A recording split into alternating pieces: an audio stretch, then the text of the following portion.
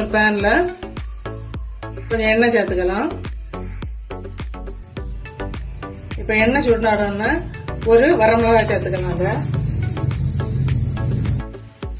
ஒரு கொத்து கருவேப்பிலை சேர்த்துக்கிறோம்.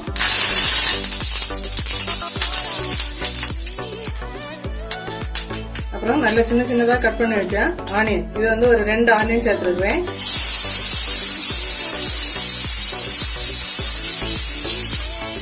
இது ஒரு நிமிஷம் நல்லா வதங்கட்டும். இப்ப ஆனியன் வதங்குறதுக்கு கொஞ்சமா உப்பு சேர்த்து கொடுத்துடலாம். ஒரே ஒரு பச்சை மிளகாய், அது வந்து லைட்டா கீரைக்கு கீரையில சேர்த்துடலாம். இப்ப வந்து ஆனியன் வந்து நல்லா வதங்கட்டும், ஒரு நிமிஷம் வெயிட் பண்ணலாம்.